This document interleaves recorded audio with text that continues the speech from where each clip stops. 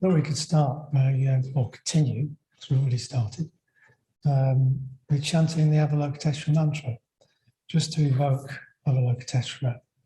And then after that, I'll read it's a reading, a sort of devotional reading by Padmavajra on the 1,000-armed, 11-headed Avalokiteshvara, which I thought was quite good, actually, quite evocative of the qualities of Avalokiteshvara. So, when you're ready, Matty, would you be able to start the mantra?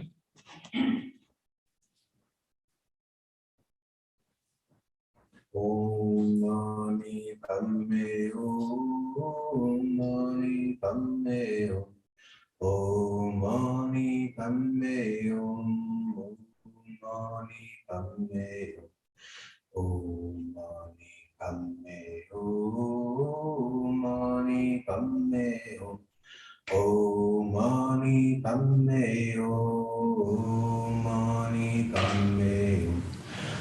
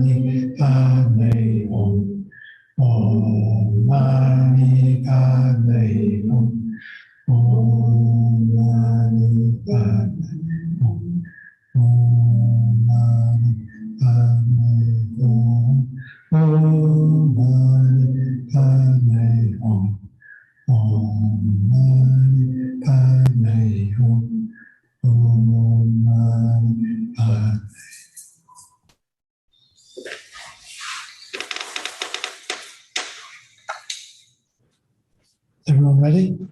Then I shall begin. A hymn to the thousand-armed Avalokiteshvara by Dharmachari Padmavajra. In the vast unbounded depths of the blue sky, the perfectly pure Dharmadhatu, there manifests a pure white lotus, and floating above it a pure white moon mat. Here, filling the clear blue sky with his radiant beauty, stands the great compassionate one, Avalokiteshvara. Because of his great compassion, he has 1,000 arms, forming a radiant aura around him, 1,000 arms extending to all beings, to lead them to liberation. Each hand has an eye, showing that compassion is never parted from perfect wisdom. 2 hands are held in front of his heart, gently bearing the rainbow-hued wish-granting gem, the Bodhisattva, from which he is never parted. His upper left hand holds a pure white lotus, showing his beauty that fascinates all beings, drawing them to the Dharma. His upper right hand gently fingers a crystal rosary, showing how he continuously pulls beings out of their misery. His middle left hand holds a rainbow-coloured bow and arrow. The bow is wisdom from which he shoots the arrow of skillful means into the heart of duality, helping beings to destroy their disputes. In his middle right hand, he holds the golden Dharma chakra, showing his constant exposition of the Dharma to all beings. In his lower left hand, he holds a golden vase, from which there continuously flows a stream of nectar that cools the suffering of all beings, satisfying their every need. His lower right hand is extended in the mudra of supreme generosity, from which all imaginable gifts flow forth. Gifts given in the mandala of ultimate purity, wherein there is no giver, no gifts, and no beings to give to, yet all is perfectly given. His 11 heads to gaze with great compassion on sentient beings everywhere. 9 of the heads are peaceful and kind, with long eyes and gently smiling lips. The 10th head near the top is wrathful, showing how he transforms difficult beings. The topmost head of that is that of Buddha Amitabha, showing that Avalokita constantly recalls the perfect guru of the Dharmakaya wisdom. He is dressed in all the finery of a prince, with ravishing silks of rainbow hue and golden ornaments encrusted with jewels. His hair is long, falling about his shoulders, deep blue and shining. He is pure white in colour, sign of his perfect purity. At the same time, his skin blushes with a red hue, sign of his great love for all beings. He is diaphanous, appearing like a rainbow or mirage, in the realm where form is emptiness and emptiness is form. From the glorious being, innumerable rays of rainbow light stream forth, filling up each of the 6 realms, teaching to all beings his heart essence, the 6-syllable mantra, Mani, Padme, Hum, and drawing all beings onto the path of liberation. Humbly I bow to Avalokiteshvara, who destroys all sorrow, fear, and suffering.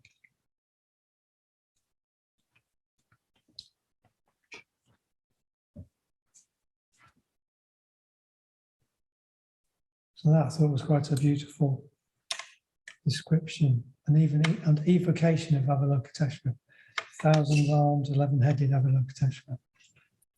And I've got an image of him here on the shrine. I don't know whether you can all see. You can see that his arms indeed appear like a sort of radiance around him. So, the title of the talk is The Myth of the 11-Headed, Thousand-Armed Avalokiteshvara and Triratna. So what does Avalokiteshvara, what does that amazing being got to do with Triratna? That is the question. So this is what I thought we could explore a little bit further tonight. So I haven't evoked the qualities of Avalokiteshvara. How does he affect us in Triratna? Well, I'll just start by saying that there's Sangharajita, our teacher, has got a connection with Avalokiteshvara. He's even had an experience where he felt as though in one instance, can't remember what the instance was, and I tried to find the quote and I couldn't find it, so I'm going by memory, but I got the gist of it. He actually felt that when he started the movement, and when he was being involved in helping the movement grow, that it wasn't him who was doing it. He felt as though there was this, somewhere in the background, there was this dim sense of a great being, something far bigger than himself. And he had a sense that it was the thousand-armed, 11-headed Avalokiteshvara. And he said that many times. He says that, I think we can take it literally. So that's quite a thing for him to say. The myth of the 11-headed, thousand-armed Avalokiteshvara, we can take it literally. That it's part of who we are as Triratna. It's something that Bhante has brought in, Sangharaj has brought in amongst us, in the order and movement. It's living amongst us. So, that's how he's presented it. So that's the myth of the 11,011-headed Avalokiteshvara, and how it connects us in a way more than just another one of the Buddhas and Bodhisattvas, but think of it as actually part of who we are as an order and movement, is the actual, the manifestation of Avalokiteshvara. So that's quite something to think about, isn't it? But I find that whole thing very inspiring. When we actually practice in Triratna together, to bear in mind that there's this bigger overarching consciousness, transcendental consciousness, with all those qualities of compassion and wisdom and skillful means, sort of behind us or above us. And the thing to remember as well, which I think is very important and I find very inspiring, is that we've got a fantastic centre here and a fantastic Sangha. It's great. Really, I've been here for 12 years and I really enjoyed being here. But Triratna is bigger than that. We're just one of many centres around the world. There's thousands of order members. I think it's more than just, maybe, I don't know how many it is at the moment. About 2,500. 2,500, thank you. 2,500 order members. We've got, I don't know how many centres either. I've got lots of things I don't know, but we've got many centres around the world with sanghas similar to ours, and practices similar to ours. So we're all practicing, and we all have the same practices, and we all have the same emphases. We all have the same teacher, and we all go for refuge to varying degrees to the three jewels together in the same way. So we have something in common. So we're practicing collectively, all practicing together collectively as one, if you like. I think, as well as the order members, we've got all the mitras of Astral Ordination, mitras, friends, and that runs into its many thousands all around the world. And we're all practicing together. Obviously, we'll practice at different times because of the different times around the world, but that's all happening. There's many Buddhists, and it even goes further than that. I would say that all Buddhists who are going for refuge to the three jewels are part of that.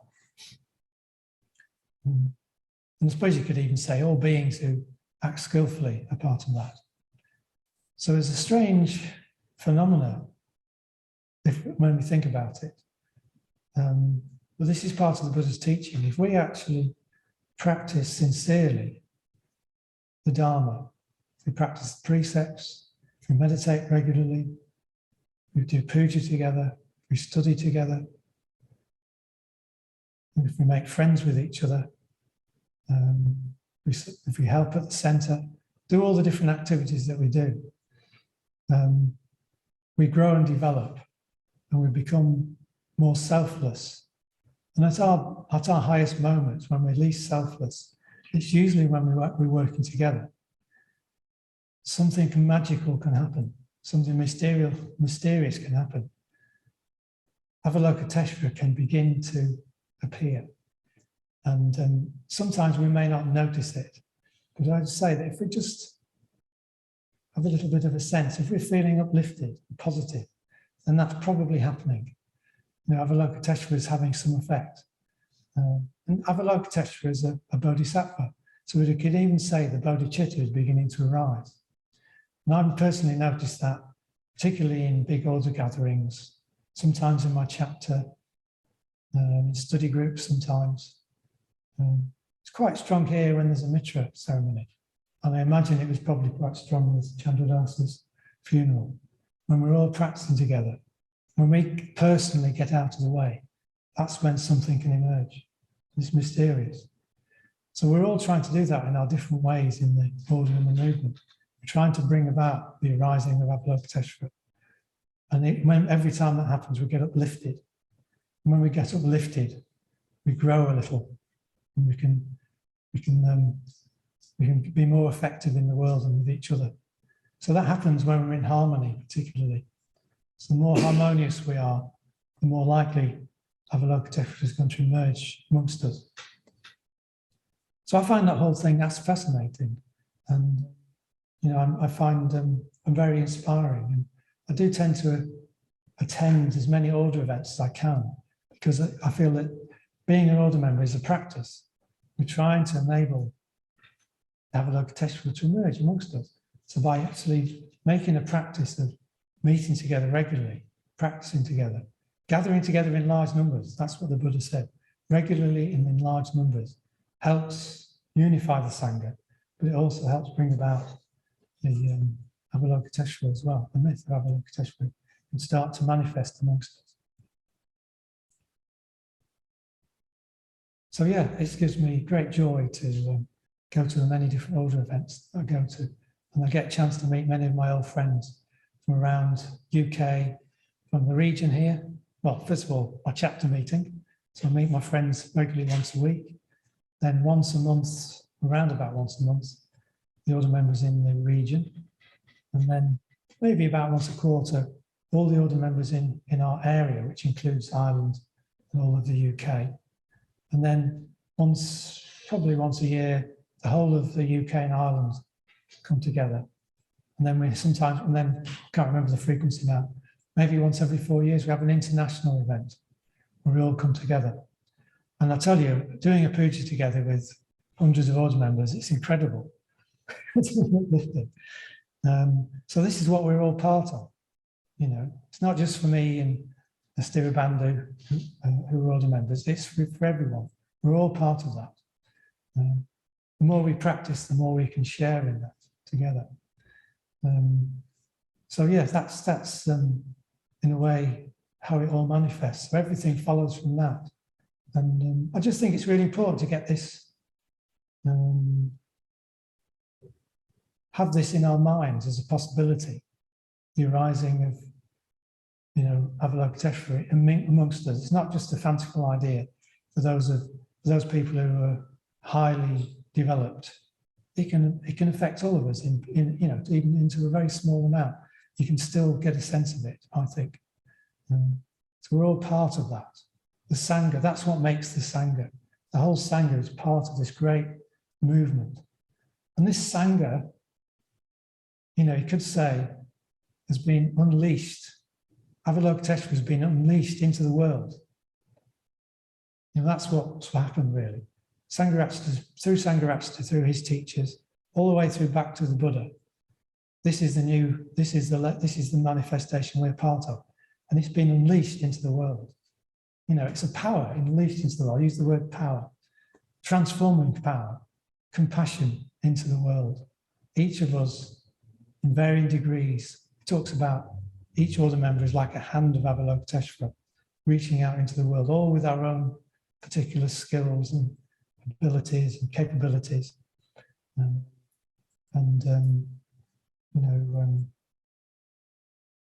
Personalities, all different, but all bringing something unique out into the world. And that's all of us, everyone in the Sangha, in our own different ways, we're contributing to that. So that's the Sangha working together. And one of the reasons I'm involved is when I was a young man, I wanted to do something that was going to change the world. I wanted to change the world. And to start with, I was probably a little bit of an environmentalist, but that wasn't enough for me. I wanted something more meaningful, something that I felt I could really devote my life to. And I sort of feel that, well, not sort of feel, I do feel that this is the best thing I can do with my life, with my work in Triratna, that we really can have an effect on the world. It's not something you hear about on the news. Triratna's done it again.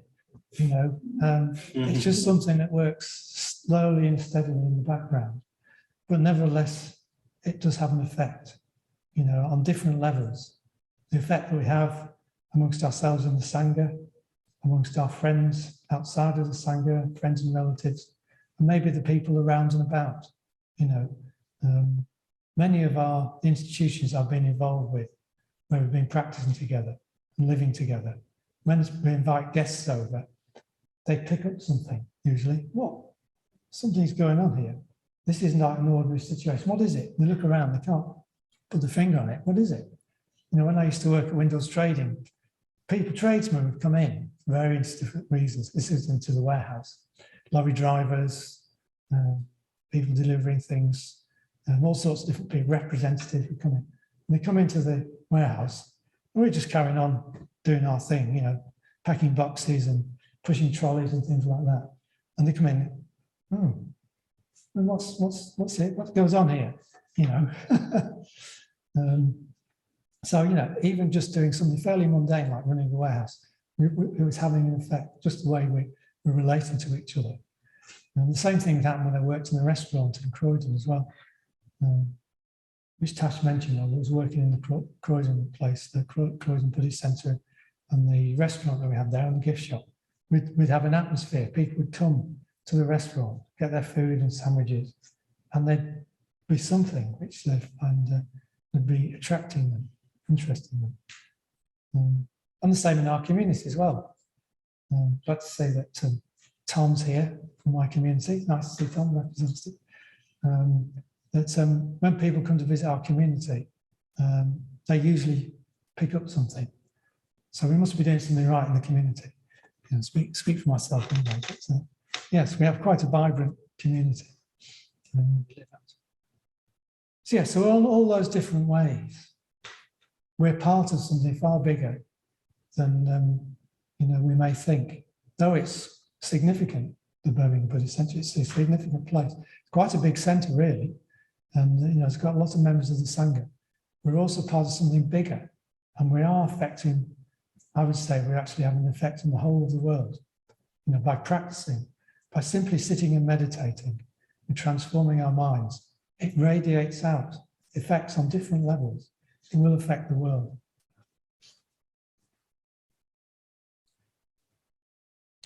So time's moving on fast.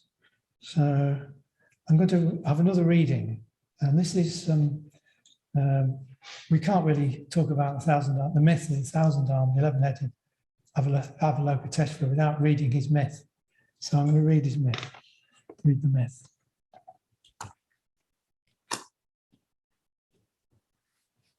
So I think Paramartha may have read it before, I can't remember.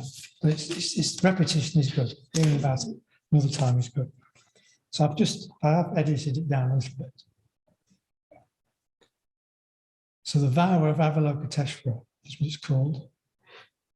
Before his teacher Amitabha, Arya Avalokiteshvara vowed, "May I have the opportunity to establish all living beings in happiness, beginning with those in the land of the snow, till I relieve all living beings, may I never, even for a moment, feel like giving up the purpose of others for my own peace and happiness.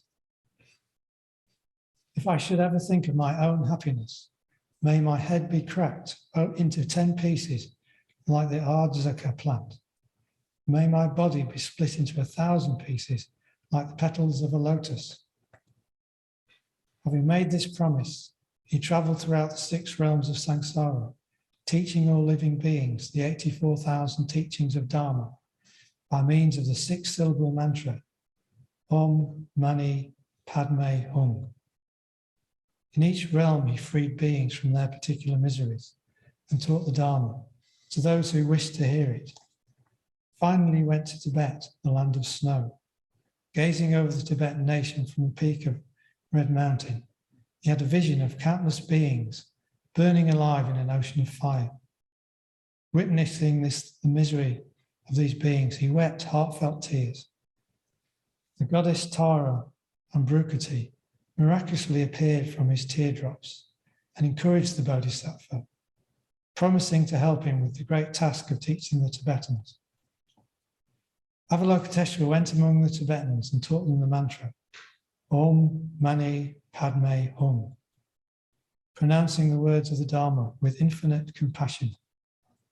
Then he entered the meditation of Bodhi mind, making a long and intense effort to dispel the misery of beings and bring them to happiness. Exhausted by his efforts, he entered the meditation of restoration. For a second time, he gazed out over the land and saw that he'd not helped even 1/100th of the beings in the land of snow to enter the bliss of liberation. He was seized by bitter sorrow, and for an instant, the thought arose, what is the use? What can I do nothing for them? I can do nothing for them. It is better to be happy and peaceful myself. And at that moment, his head cracked into 10 pieces and his body split into 1,000 parts.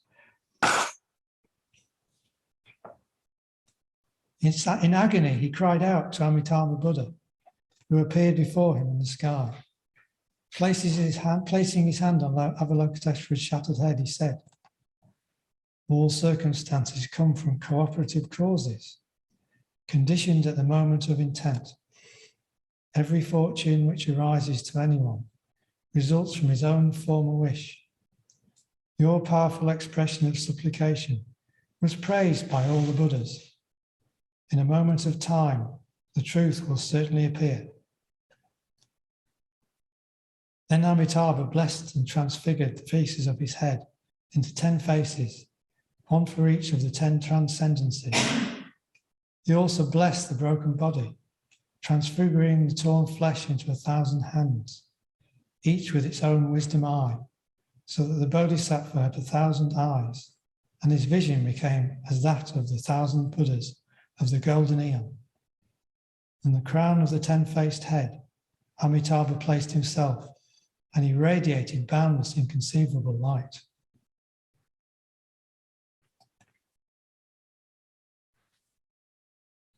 So that is the myth of the 1,000-armed Avalokiteshvara. It's quite something, isn't it? Pretty dramatic. So how does that, what's the meaning of that? Not that I should be translating a myth, but I think there's something we can learn from that. There's a teaching in there. There's obviously a lot of teachings, but one that came to mind is that it's a very difficult figure to imagine, isn't it? 1,000-armed, 11-headed figure. And why it's like that. Well, I think really what's happening there is that there's the teaching in this is that Avalokiteshvara, though maybe quite an advanced bodhisattva, still had ego clinging. And he was going to save all sentient beings himself. And he seemed to be doing quite well. He managed to do 100 of them. 100th of them by the sound of it. That's pretty good going, isn't it? But, you know, he vowed to do all of them. And he realized that, you know, he realized he couldn't do it. Even though he was quite an advanced bodhisattva, he couldn't do it. But he built up enough positive merit and karma that when his vow came to pass, he was transformed into, I would say, the archetype. He was transformed into the archetypal Bodhisattva. And that's the problem. Sometimes there's a problem for us as Buddhist practitioners. There's a danger that sometimes we can over-relate to the archetype, to start trying to be like the Bodhisattva.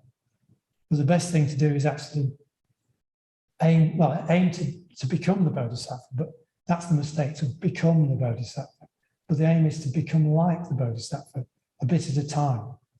Because if you get taken over by the archetype, it would say that basically we get our head split and the body splits, we just can't handle it.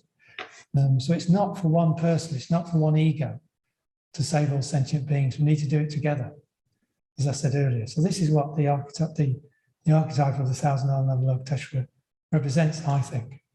It actually symbolizes the Bodhisattva, the enlightened being, is a collection of people working together.